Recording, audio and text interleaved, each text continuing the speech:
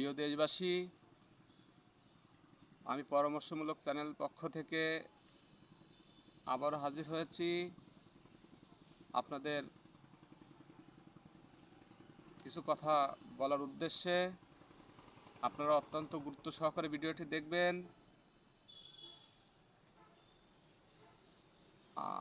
যে সকল ইলেকশনমুখী দল আছেন, নিবন্ধিত দল, তাদের উদ্দেশ্য করে বলছি,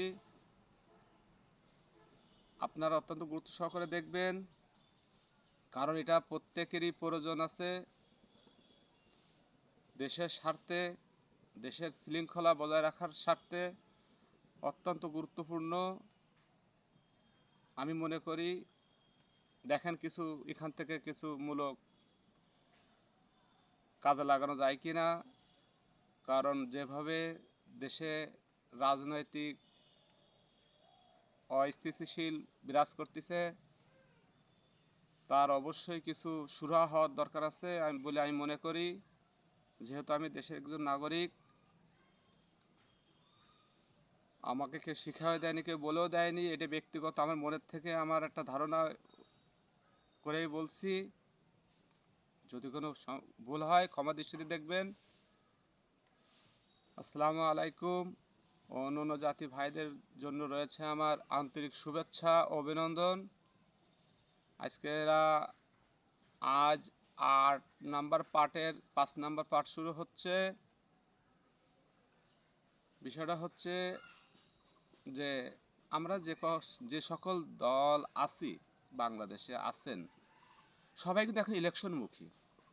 কিভাবে আমরা ইলেকশনটা করে, আমাকে টাইম দেন, ইলেকশন দেব, ইলেকশন করব, ইলেকশন করে আমরা ক্ষমতায় যাব, সেই লক্ষ্য নিয়ে সবাই আগচ্ছেন।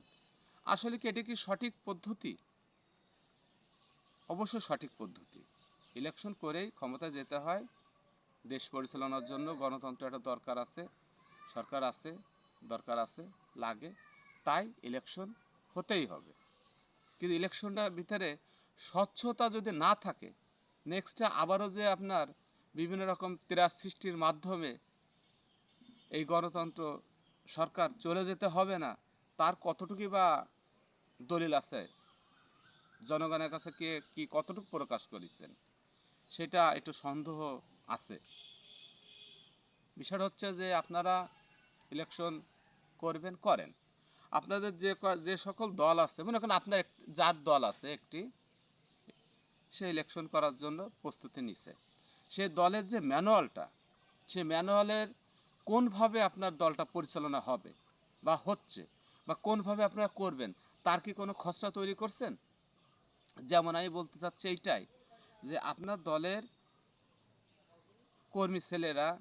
কর্মীরা, নেতাকর্মীরা, তারা যে সকল কাদা ছাড়াছাড়ি করতেছে, যেমন এই দল ওই দলের অনেক দোষ দিচ্ছে, এই দল ওই দলরে দোষ দিচ্ছে, এই দলের এই দোষ দেয়াদি নিয়ে দেশে যে সাধারণ যে নাগরিকগুলো আছে, এরা বিভিন্ন রকম বিভ্রান্তের ভিতরে পড়ে যাচ্ছে।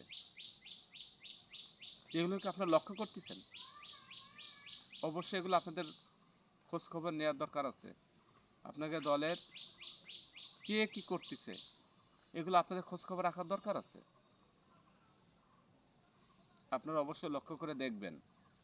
আপনার দলের একটা ম্যানুয়াল থাকার দরকার আছে। যেমন ম্যানুয়ালটা কেমন, আপনার যে সিস্টেমটা ইলেকশন যে আপনি করবেন, পরবর্তীতে আপনার যে দলটা কীভাবে চলবে, হাইরে যেতে পারেন, জিতে যেতে পারেন, কীভাবে চলবে, তার কি কোনো ব্যবস্থা আছে? সেটাকে জনগণের মাঝে প্রকাশ করুন। এটা আমার 5 নম্বর পার্ট। এরপরে আমার 6 নম্বর পার্ট হবে। আপনারা দেখবেন প্রিয় দেশবাসী। যদি কোনো ভুল হয় ক্ষমা দৃষ্টিতে দেখবেন। আসসালামু আলাইকুম।